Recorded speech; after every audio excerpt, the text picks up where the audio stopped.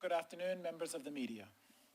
In March of this year, during the budget debate, I announced that as part of the government's commitment to protecting our environment, the Ministry of Transport is starting by purchasing 30 electric buses. We purchased the new buses from Golden Dragon Bus Company Limited in China during the summer. The company recently completed the pre-delivery inspections and is currently preparing the buses to be shipped from Shanghai to Bermuda. I'm very excited to announce that the project has progressed despite global supply chain issues. We anticipate that the buses will be arriving in 3 shipments over the next few months, but more so because they are scheduled to go into service in April of 2022, following the commissioning and staff training. The Department of Transportation is recruiting additional bus operators, which will ensure that we have the resources required to provide a reliable and consistent public bus service. To support the new buses, as part of the government's economic recovery plan, we are in the process of constructing interim charging stations at Dockyard, St. George's, and Fort Langton bus depots to support the initial 30 buses until the permanent charging infrastructure is ready. These charging stations will be fed from existing Belco circuits and completed in March of 2022. The initial RFP for the new electric buses envisioned transitioning the entire bus fleet to electric over the course of 10 years. The permanent charging infrastructure will accommodate the whole fleet. The RFP for this new infrastructure is concluding, and the contract award is anticipated earlier in the new year. The build will take 1 year to complete, but yet additionally, we look forward to the Ministry of Public Works completing its solar PV project for the Fort Langton bus garage that will produce energy to assist the charging of the buses. I take this opportunity to remind commuters who use public buses and ferries to follow the Ministry of Health COVID-19 guidelines for traveling on public transportation, not only for their safety, but also the safety for our hard-working staff of the Department of Public Transportation and the Department of Marine and Port Services. I now invite Mr. Roger Todd, the Director of the Department of Public Transportation, to share the operational aspects of the new buses and the charging infrastructure. Thank you. Thank you, Minister. Good day, everyone. This is an exciting time for Bermuda and for public transportation. Not only are we working to replenish the public bus fleet and our staffing complement so that we can return to a reliable public bus and school bus service, we are also taking this opportunity to transition to a greener and energy efficient solution for Bermuda. And so that's very exciting. There is much work that has been done to get us to this point, and there is much work to be done as we transition now from the production of the vehicles to the implementation and commissioning. We look forward to the training programs, which will be supported by the Institute for Motoring Industry, as well as the Bermuda College and the manufacturer themselves. The training and operation of the buses will necessitate procedural changes, and so that's why we've identified the period of March 2022 for the commissioning and implementation with a view to entering into service with the new fleet in April 2022.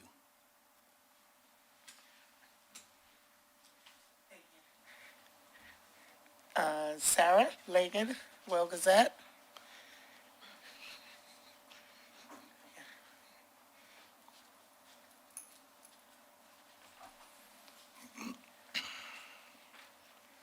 Thanks for the update. Appreciate it. It's no secret the bus service in Bermuda has been fraught with challenges over the years. Can you say with confidence that these measures are finally going to put an end to the problems and really be the solution to a good and reliable bus service in Bermuda? I'll answer that question with some numbers. In order to have a reliable and consistent bus service, we need a total operating fleet of 88 buses. We currently have 51 operational buses. You add the 30 to that, and you're getting very close to that 88.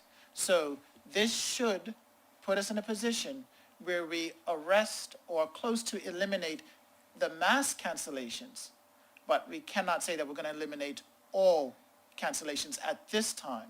When we take delivery of the second tranche of buses, that will put us in a place where we can say that outside of unforeseen circumstances, we should have that safe, consistent, and reliable bus service that we are aiming and achieving to have. Okay, great.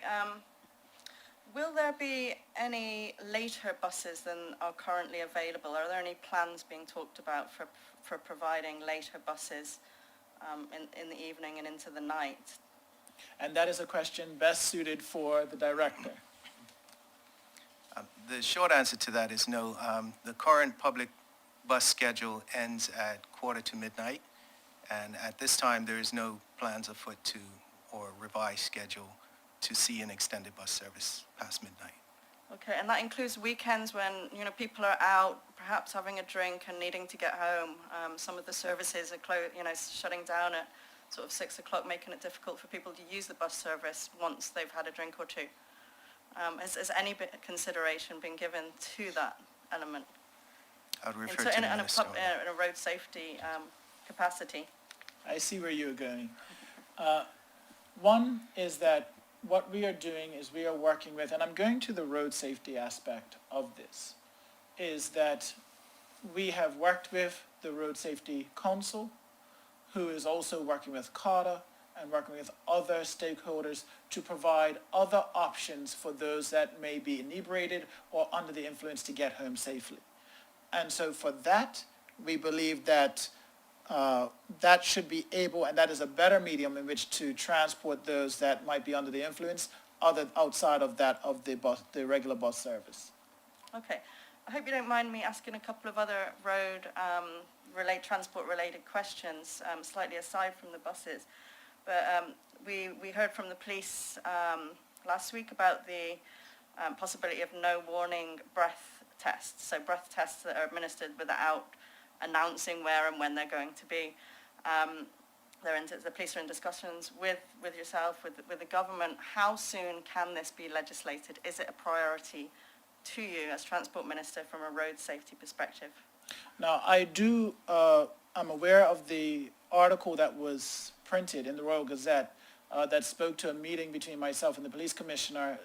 I have reviewed the minutes because I was not aware of, and I did not recall actually having a meeting that had where roadside sobriety or they removed of the roadside sobriety announcements came up. So this is something that we would actually have to discuss, but at this time there are no plans to have the no advertising aspect brought to fruition. So you're not planning to change the legislation as it currently stands? No, because remember, the reason that we have is to be proactive. We don't want to be punitive, we want to be proactive. We believe that the best way to change this drink driving culture is to have people consciously make the decision not to drive under the influence. And so if they know that there is a roadside sobriety checkpoint out there, they should do, and this is part of the Road Safety Committee's initiative of pick your designated driver prior to going out.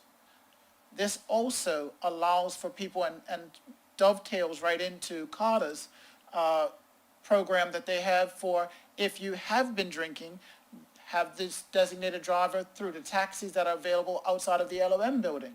So these are the things that we were looking at. We don't want to be punitive, we want to be proactive, and we want people to make the That have been in conscious place decision for many years not and to many drink and decades, drive. and the drink driving culture persists in Bermuda.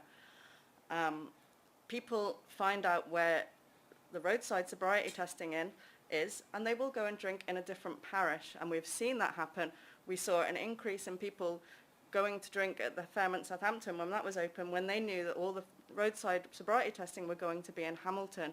The police have said that they oppose advertising. It frustrates the process. Are you not willing to work with the police, We are willing with the to- community, and to make an actual difference when it comes to drink driving in Bermuda? We are very much willing to work with the police. And what I also would like to bring to the forefront is that the police said that we're not going to be static. We're going to be moving. So as soon as you think you figured it out, we're going to change it on you. But also, I want to go back to the main thing that you said.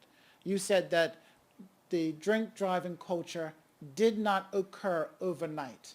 It has taken decades. It has taken years for this to become cemented, and this is something that we have to do over time. We have to be repetitive. We have to be consistent. And so therefore, if you're expecting us to have no drunk driving happening this year, next year, we believe that's unrealistic. But over time, we can get people to make the conscious decision to have a designated driver before they go out and not look for one and choose the least inebriated person when they're out. You said that the current legislation, the roadside sobriety tests move, it's hard to catch up with them. So what's the problem with removing the warning if it's already difficult to trace them? What is the problem? What is stopping you from taking that final move? I'm glad you asked that question because it gets me to reiterate the main point. We're being proactive and not punitive. We're not trying to hide in the bushes and jump out and gotcha. We want you to make the conscious decision, because what we have noticed and what the statistics do show is that when people know there's a sobriety checkpoint out, they make better decisions before they go out instead of being reactive after they're out. Are the statistics reflecting that? Do you know? From the numbers that I've seen, I believe so. Which statistics would you refer to? I would actually refer to the statistic that the Road Safety Council is using. Which is? And I believe that that would be the same statistics that are provided by the police Which are? on the police website. Could you be more specific, please? I don't There are have lots the- of statistics out I there. don't have that in front of me right now. Okay, well, there was an increase in DUI arrests after the introduction of roadside sobriety testing. There was quite a significant in 2018 and 2019, and then it's tapered off again in 2020 and 2021. Maybe that's because of COVID and restrictions on movement. So it does show that the tests have increased actual arrests of DUI. Is it not already punitive as it stands, the legislation? No, it's not, because you have given people the opportunity to make the choice. And now they made their choice to not have a designated driver, and they were actually caught driving under the influence. Prior to roadside sobriety checkpoints, you wouldn't have people getting caught because there wasn't that police presence in the numbers that they are now. So it's almost like when we look at COVID. The more you test, the more you find. But the more you find, the earlier you are able to put in measures and proactive measures so that you can be strategic and make sure that we get that goal that we're achieving of being proactive and having persons actually think before they go out and pick a designated driver. Okay. Perhaps if the figures and the road deaths that are caused by drink driving don't reduce in the coming years, you might want to perhaps you might reassess the situation and whether you would change the legislation. We are always looking at this. It's a very fluid situation, and it's something that we look at on a regular basis. Okay. In terms of the speed cameras, you also talked about an RFP that's gone out on speed cameras. Are you able to give any more information about how many speed cameras you're looking to have around the island, and also what type of cameras? Actually, the speed cameras do not come under the Ministry of Transport. That comes under the Ministry of National Security. Okay, so you can't talk on that No, I today? Okay. Are you able to talk about the road resurfacing? I know it's probably between yourself and Public Works, but since all this trenching's been taking place and possibly other works on the roads, we've been hearing that the roads are quite uneven, and I think the government has acknowledged that, and there's a plan in place to resurface eventually the roads in Bermuda. But I guess as Transport Minister, from a road safety perspective, do you believe that should be a priority, because some of these roads are perhaps a little dangerous as they stand? Well, two things. One, the road resurfacing comes under the Ministry of Public Works. And two, the statistics that we have seen do not attribute the road surface to the cause of accidents in the majority. The main majority is speed and or alcohol. Sarah, Okay, we're gonna get and- ready to wrap up. Okay, so Come on, with- last question. With the budget for the resurfacing would come under Public Works? Public Works, yes. So that was just a follow-on, that was just a follow-on. Thank- just one- Last question. Let's go. And can you provide any update on the new air routes and ferries? Is there anything you can update us with regards to that? Air routes? Yeah. Yeah, we are actively working with the Air Service Development Committee, which is a combination of the Bermuda Tourism Authority, the Bermuda Airport Authority, and the Ministry of Transport. We have actually come together and we're putting the final touches on the transition or the new Air Service Development Strategy, which we'll be able to present I'd say in the near future. Okay. All right. Appreciate your time. Thank you.